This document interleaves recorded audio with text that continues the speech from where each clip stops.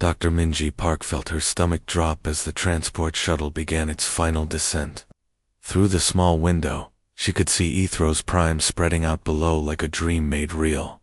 Crystal spires twisted up toward to golden suns, their surfaces catching light and throwing it back in rainbow patterns that danced across the sky.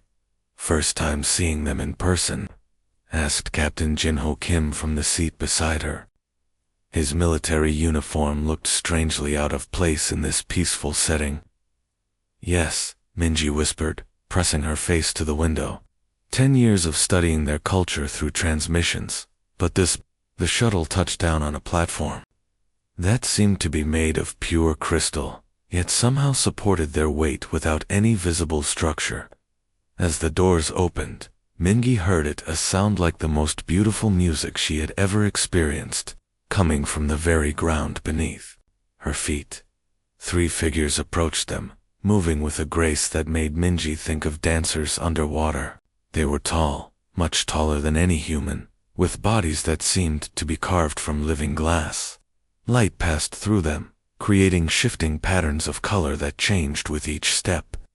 "Welcome, small singer," came a voice that sounded like wind chimes touched by a gentle breeze. The largest of the 3 beings stepped forward, and Minji realized they were speaking without moving their mouth.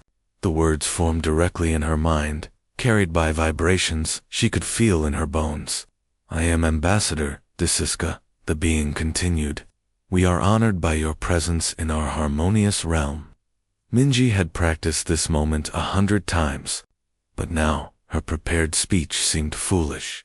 She simply bowed deeply. "Thank you, Ambassador. I am Dr. Minji Park, and this is Captain Jinho Kim. We are grateful for this opportunity to learn about your people." As they walked through the crystal city, Minji felt like she was moving through a living symphony. Every building hummed with its own frequency, and together they created music that seemed to resonate with her very soul. The Ethrosians they passed glowed softly, their bodies shifting through subtle color changes as they communicated with each other in ways she could barely comprehend. "Doctor," Captain Kim whispered, staying close to her side. "What about their defensive capabilities? Military structure?" Minji shook her head slowly. "They don't have any, Captain. No army, no weapons, no police force. They've never needed them." She watched a group of young Ethrosians playing in a nearby plaza. With simple gestures of their hands, they were growing crystal sculptures from the ground, each child adding their own musical note to create structures that sang with perfect harmony. When 2 children disagreed about the direction their creation should take, they simply placed their hands together and seemed to share their thoughts directly until they found agreement. "But how do they resolve conflicts?" Kim asked, his soldiers' minds struggling to understand. "They have resonance chambers," Minji explained. "When there's a disagreement, the parties go inside and literally find a common frequency. They share emotions and thoughts until they understand each other perfectly. Violence isn't just impossible for them, it's completely outside their reality."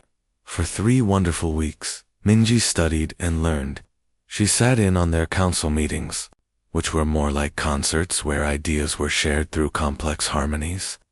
She visited their schools, where children learned by touching crystal surfaces that contained all knowledge. She even spent time in a resonance chamber herself, experiencing the strange joy of having her thoughts temporarily merge with an Ethrosian mind. Everything changed on a quiet morning when the city's harmony suddenly shifted. The beautiful music that filled the air turned discordant, with notes that made Minji's teeth ache. Ambassador Desiska appeared at their quarters, their usually steady glow flickering like a candle in wind. "Dr. Park," they said, and for the first time their voice carried actual fear. "Something terrible has happened. Our rim colonies have gone silent." In the Grand Council chamber, reports flooded in from across Ethrosian space. Colony after colony had simply stopped transmitting. The last few messages were filled with terror, descriptions of dark ships that moved like predators, and creatures that seemed to be made of nightmares. Then came the broadcast that changed everything. On the great crystal display in the center of the chamber, an image appeared that made Minji's blood run cold. It showed an Ethrosian, one of their diplomatic caste, identifiable by the complex patterns of light that flowed through their crystalline form.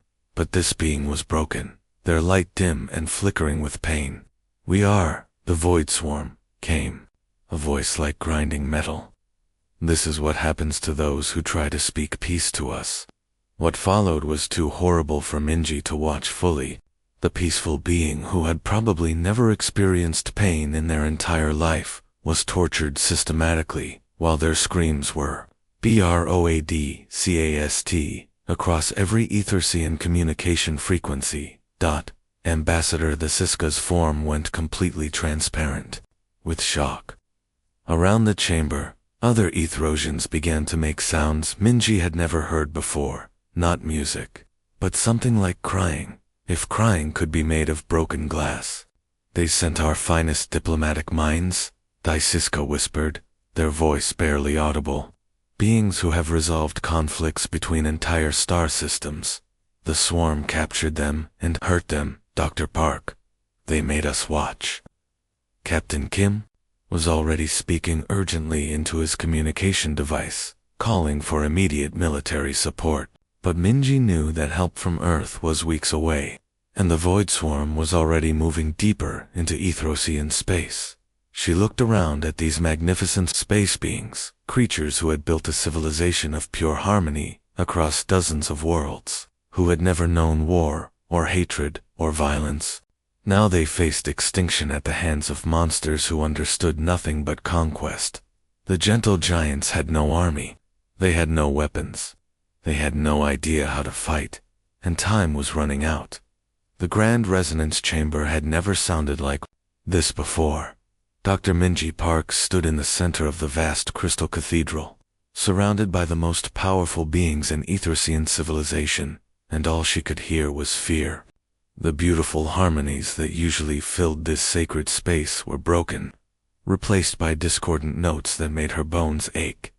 High Harmonist Velka floated at the center of the gathering, their crystalline form flickering between colors that had no names in human language. When they spoke, their voice carried pain that cut through the air like broken glass. 23 worlds now, Velka announced, and the number hit the assembled council like a physical blow. "The swarm moves faster than our ships can flee. They take everything, our people, our crystals, even the songs from our memory stones." Around the chamber, other high harmonists swayed in distress. Some had gone completely transparent with shock. Others flickered so rapidly between colors that Minji had to look away to avoid getting dizzy. These beings had lived for thousands of years without ever experiencing true terror, and now it was consuming them. Captain Jinho Kim stood beside Minji, his military uniform looking strange and harsh among the flowing crystal architecture. He had been sending emergency transmissions to Earth Command for 3 days straight, but they both knew help was too far away. "The outer colonies are completely gone," reported another council member, their voice barely more than a whisper. "The swarm doesn't just destroy, they consume. They take our people apart piece by piece and broadcast it across our communication networks. They want us to see. They want us to suffer." Minji watched Ambassador the Ska approach the center of the chamber. Even in this crisis, they moved with the same fluid grace she had admired when she first arrived. But now their light was dim, and she could see something new in their crystalline features. Desperation. "Fellow harmonists," the Ziska began, their voice cutting through the discord. "We have tried everything our people know. We sent our greatest diplomats. The swarm tortured them. We offered them everything we possess. They laughed. We attempted to share harmony with them. They turned our own songs into weapons against us." The chamber fell silent, except for the soft humming of the crystal walls. Minji could feel the weight of centuries pressing down on these beings. They had built a civilization that spanned the stars without ever raising a hand in anger, and now that very gentleness was destroying them. There is one possibility, the Siska continued, and every eye in the chamber turned toward Mingy and Captain Kim. We have studied the species of this galaxy extensively. Most are peaceful, like ourselves. But there is one race that understands concepts we cannot grasp. Mingy felt her heart sink. She knew where this was going. Humans, Velka said, the word hanging in the air like a challenge. Dr. Park, your people have fought wars across your entire history. You understand violence in ways we cannot even imagine. Captain Kim stepped forward, his boots clicking against the crystal floor. Your harmonies, human military history is long and brutal. But you're asking us to teach you something that goes against everything you are. We know thy Siska replied, their form shimmering with what Mingy recognized as shame. We have watched your species from afar. We have seen how you wage war, how you create weapons, how you train soldiers. It horrifies us. But now you need it, Mingy finished softly. The silence that followed was deafening. Around the chamber, ancient beings who had never known conflict wrestled with the impossible choice before them. Some flickered with colors that suggested they would rather die than learn to kill. Others pulsed with desperate determination. What exactly are you asking? Captain Kim demanded, his soldier's instincts taking over. Velka floated closer, their massive form towering over the two humans. Full partnership, complete citizenship in our empire. Access to all our technologies, our crystal growth techniques, our gravity manipulation, our bioharmonic engineering, shared governance of our worlds. In return, you want us to build you an army, Kim said bluntly. We want you to teach us how to survive, the Sisa corrected. Our minds literally cannot conceive of causing intentional harm to another sentient being. When we try to imagine violence, our thoughts stop working. It's as if that part of consciousness simply doesn't exist for us. Mingy looked around the chamber at these magnificent beings. They had created art that could reshape reality, music that touched the soul, and cities that grew like living things. They had solved problems that human science couldn't even understand, but they couldn't fight. I need to contact Earth Command, she said finally. This decision is too big for me to make alone. 3 days of constant communication followed. The quantum transmission arrays burned hot as messages flew back and forth between Ethros Prime and Earth. Military advisors argued with diplomats. Scientists debated with philosophers. The question wasn't whether humanity could help the Ethrosians, it was whether they should. Finally, the call came through. General Hunwoo Lee's face appeared on the holographic display, his weathered features grave. Behind him, Mingy could see the flags of Earth Command and the insignia of the Interstellar Defense Force. Dr. Park, the general said, his voice carrying the weight of decision. Earth Command has voted. Operation Harmony Shield is approved. We're sending a full military advisory mission, 300 officers, strategists, and specialists. Mingy felt her knees go weak. General, do you understand what we're about to do? We're going to teach the most peaceful species in the galaxy how to wage war. I understand perfectly, Dr. Lee replied. We're going to save them. And maybe, if we're very careful, we can teach them to fight without losing their souls. The transmission ended, leaving the chamber in stunned silence. Around her, the Ethrosians began to glow brighter, their colors shifting toward something that might have been hope. They were about to corrupt paradise to save it, and nobody knew if it would work. General Hunwoo Lee stepped off the transport ship and immediately understood why the Ethrosians were doomed. The crystal city stretched out before him like something from a fairy tale, beautiful spires that sang in the wind, graceful bridges made of living light, and not a single defensive wall in sight. Sir, said Major Sun Ho Yoon, joining him on the landing platform, I've done preliminary scans of the city. No fortifications, no weapon emplacements, no strategic choke points. It's like they built everything to be as vulnerable as possible. Lee nodded grimly.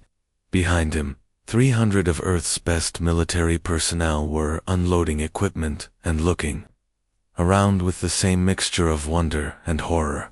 These were soldiers who had fought in the brutal campaigns on Mars and the asteroid belts. They knew what war looked like, and this wasn't it. "Gather the staff," Lee ordered. "We need to understand exactly what we're dealing with." The briefing room was a dome of crystal that offered a perfect view of the city below.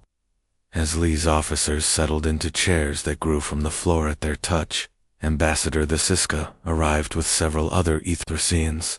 The contrast was striking. Humans in practical military uniforms, sitting across from beings of living light. "General Lee," the Siska said, their voice like distant music, "we welcome your warriors to our world. Though we admit, the concept of warriors still troubles us greatly." "Your harmony," Lee replied carefully. "I need you to understand something. We're not just here to build you an army. We're asking your entire species to change the way you think. This goes against everything you are." The next few weeks were the hardest of Lee's military career. His engineers worked with Ethrosian technicians to turn tools of peace into weapons of war. Major Yoon spent days with a crystal grower named Vesco, learning how their matter manipulation technology worked. "Watch this," Vesco said during one session, placing their hands on a small platform. The crystal began to grow, forming complex patterns that hummed with energy. "This device moves cargo containers across our cities, using controlled gravity fields. And if we increase the power," Yoon asked, "the gravity field becomes stronger." "But why would we want... Vesco stopped mid-sentence, as understanding dawned. Their crystalline form flickered with distress. "You want to use it as a weapon. It could accelerate projectiles at incredible speed," Yoon explained gently. "Or create gravity wells to trap enemy ships." Vesco's light dimmed to almost nothing. "We built this to help our people. To make life easier and more beautiful. And you want to make it hurt others." Similar scenes played out across the city. Harmonic resonators that had been used to create the most beautiful music in the galaxy were recalibrated to disrupt neural patterns. Biocrystal matrices designed to grow food became factories for producing combat organisms. The Eth watched their world transform, with barely hidden horror. The real breakthrough came from Lieutenant Yunji Kong, a young psychologist who specialized in combat stress. She had been working with Kestan, an Ethrosian volunteer who wanted to help defend their people. "Show me how you would fire a weapon," Yunji said during one of their sessions. Kestan placed their hands on the training device, a simple laser that fired harmless light pulses at targets. They aimed carefully, their crystalline form focusing, with intense concentration. But when the moment came to pull the trigger, they simply froze. "I cannot," Kestan whispered. "My mind sees the action, understands what must happen, but my body will not obey. It is as if that part of me does not exist." "Try again," Yunya urged. "Think of it as protecting your family." Kestan tried again, their form flickering with effort. Still nothing. Their hands simply would not complete the action. "Fascinating," Yunya murmured, taking notes. "It's not fear or hesitation. It's a complete mental block. Your species literally cannot commit direct violence." That evening, she reported to General Lee. "Sir, they can't pull the trigger. Their minds shut down completely when they try to cause direct harm. But everything else, planning, coordination, support systems, they can do all of that perfectly." Lee stared out at the Crystal City, watching Ethrosian younglings play in gardens that now housed weapons testing facilities. "Then we work with what they can do. Hybrid crews. Humans handle the weapons. Ethrosians handle everything else." The first joint training exercise was chaos. Commander Jinwoo Park found himself paired with an Ethrosian navigator named Theo aboard a converted cargo ship. The human crew members kept trying to take charge. while the Etherosians moved with their usual flowing grace that somehow got in everyone's way. "This isn't working," Park muttered after their third failed simulation. "We're fighting each other instead of the enemy." But the Sisvel approached him after the session. "Commander Park, may I try something? Place your hand here, on this crystal interface." Park hesitated, then pressed his palm against the smooth surface. Immediately, he felt something incredible. His thoughts seemed to expand, touching the edge of the Sisvel's consciousness. Suddenly, he could perceive the battle in multiple dimensions, seeing tactical possibilities that his human mind could never have grasped alone. "By all the stars," Park breathed. "It's like having a strategic computer built into my brain. And your tactical instincts guide my precision," Sisvel replied, their form glowing with excitement. "Together, we are more than either could be alone." Word spread quickly through the fleet. Other human Ethersian pairs began experimenting with mental linking during combat exercises. The results were extraordinary. Ships moved with impossible coordination. Weapons fired with surgical precision. Strategic decisions were made at the speed of thought. Within months, they had created something completely new, hybrid crews that combined human aggression with Etherosian wisdom, human instinct with alien technology. The gentle giants still couldn't pull the trigger, but they had become the deadliest support system in the galaxy. Lee watched a squadron of hybrid fighters perform training maneuvers that looked more like a deadly ballet than military exercise. They had done the impossible. They had taught angels to wage war without losing their souls. Now they just had to hope it would be enough. The alarm crystals throughout the harmonic thunder began singing their warning song as the hybrid fleet dropped out of faster-than-light travel. Commander Jinwoo Park gripped the command chair, feeling the ship's living crystal hull respond to his touch. Through the transparent walls of the bridge, he could see Serenity's garden hanging in space like a wounded jewel. The agricultural world that had once been covered in crystalline farms was now dark in many places. Smoke rose from burning cities, and the gentle songs that usually emanated from Etherosian worlds had been replaced by silence. "Sir," called Tactical Officer Hyeri Choi from her station, "I'm detecting massive enemy presence. 43 Void Swarm vessels in various attack formations around the planet." Beside Jinwoo, Navigator the Sisvel's crystalline form flickered between colors. He had learned to recognize determination mixed with deep fear. The Etherosian had never seen combat before. None of them had. This would be their first real battle, and everyone knew it could be their last. "Sisvel," Jinwoo said quietly, "are you ready for this?"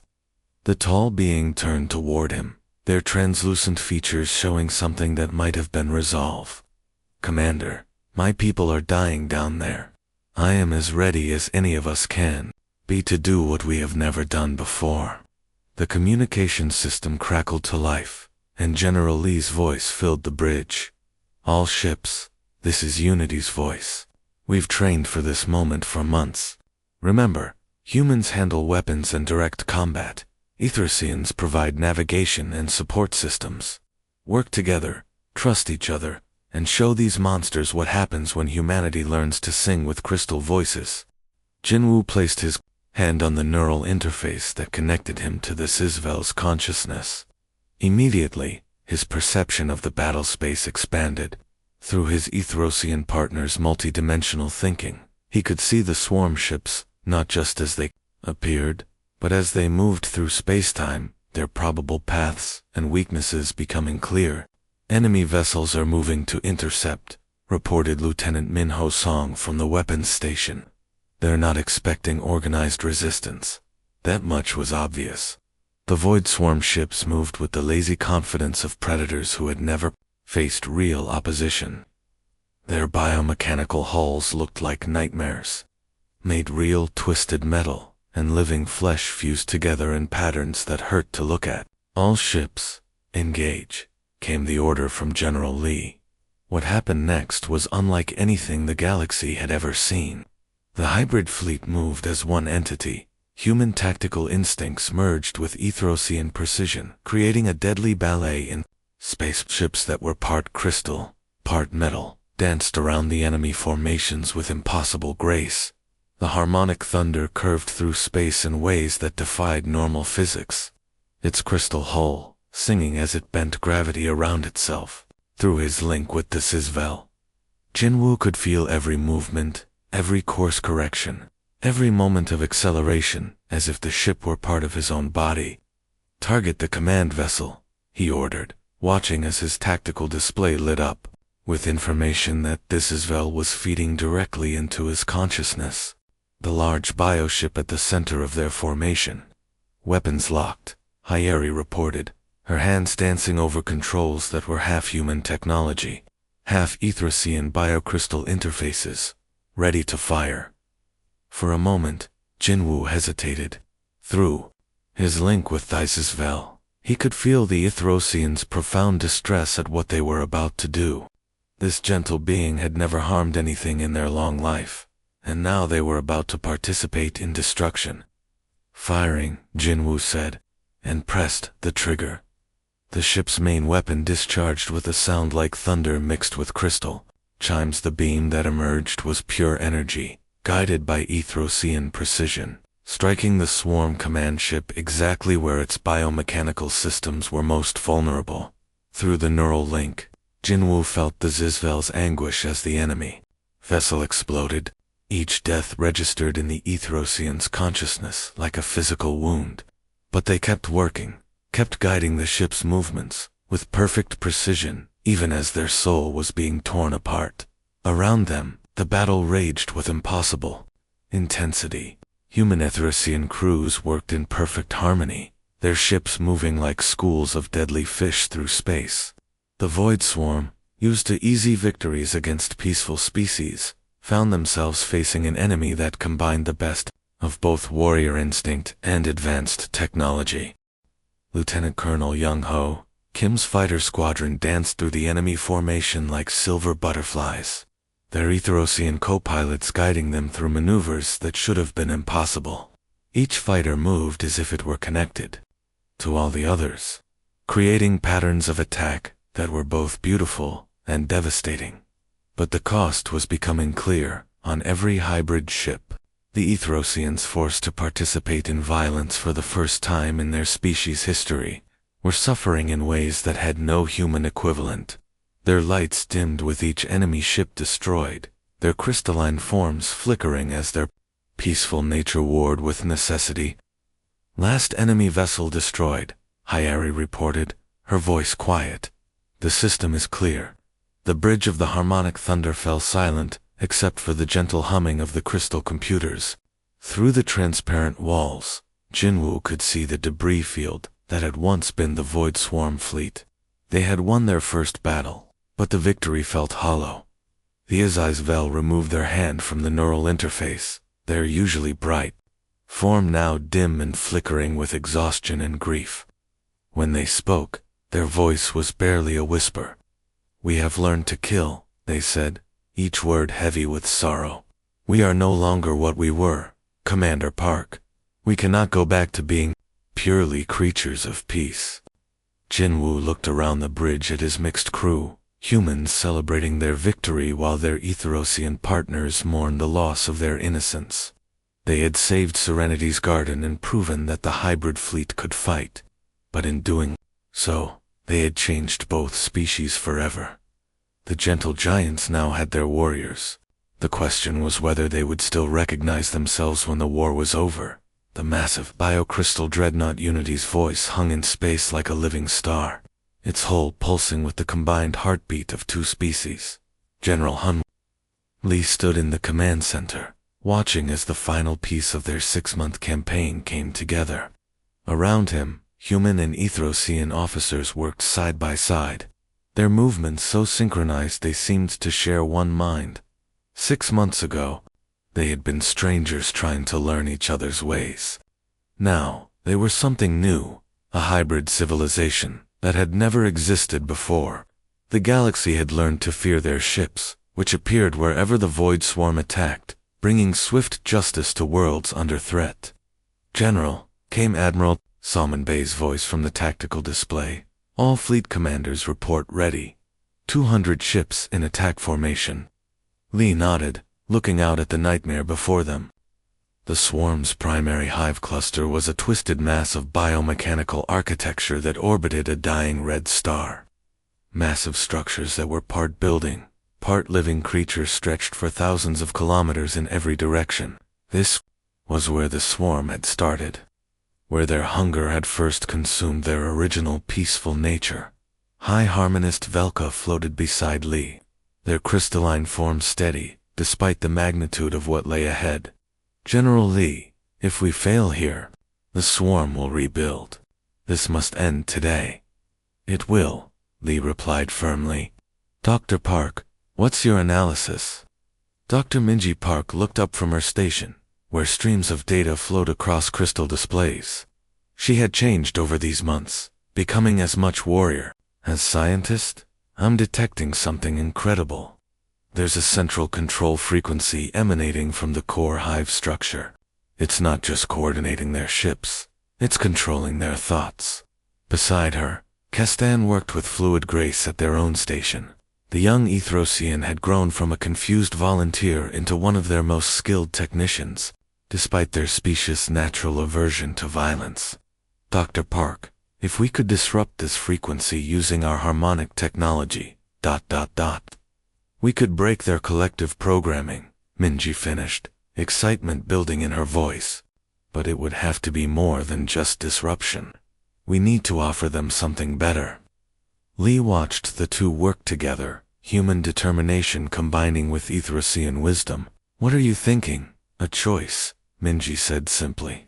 Instead of just destroying the control signal, we broadcast our own. Something that carries humanity's gift for individual decision, combined with Ethrosian understanding of harmony. The battle that began moments later was unlike anything the galaxy had ever witnessed. 200 hybrid ships moved through space, with deadly precision, their crystal hulls shining like stars as they engaged the swarm's defenses. The biomechanical defenders fought with desperate fury, but they were facing an enemy that combined the best of two worlds. Lieutenant Colonel Young-Ho Kim led his fighter squadron through the outer defenses, his ship dancing through enemy fire, with impossible grace. His Ethrosian co-pilot, Nesco, guided them through maneuvers that looked more like art than warfare, their combined consciousness making every movement perfect. Strike teams, clear the path. Kim's voice crackled over the communication system. We're opening the way for the main assault. The massive dreadnoughts followed, their weapon systems creating patterns of destruction that were both beautiful and terrible. Human tactical genius merged with Ethrosian strategic wisdom, producing battle plans that were ruthlessly effective while somehow maintaining moral clarity. Commander Jinwoo Park, aboard the Harmonic Thunder, felt his connection with Navigator This Is Vel, deeper than ever before. Together, they guided their ship through the heart of the enemy formation, their shared consciousness allowing them to anticipate every threat. Approaching the core hive, Park reported, Dr. Park, are you ready? In the command center of Unities, voice asterisk, Minji and Kestan worked frantically to prepare their counter-frequency. The signal had to be perfect, powerful enough to override the swarm's control system, but gentle enough to offer genuine choice rather than forced conversion. The frequency is ready, Kestan announced, their form glowing with concentration. It carries both human individuality and Ethrosian harmony. Broadcasting now, Minji said, her finger hovering over the control. The effect was immediate and stunning. Across the entire hive cluster, biomechanical structures began to change. The twisted, nightmarish architecture started shifting into new forms, still alien, but no longer purely devoted to destruction. Ships that had been weapons of terror became something else entirely. For the first time in centuries, individual swarm creatures began to think for themselves. We remember, came a voice over the communication systems, hesitant and confused. We remember what we were before the hunger consumed us. before we became only destroyers. The battle stopped as if someone had thrown a switch.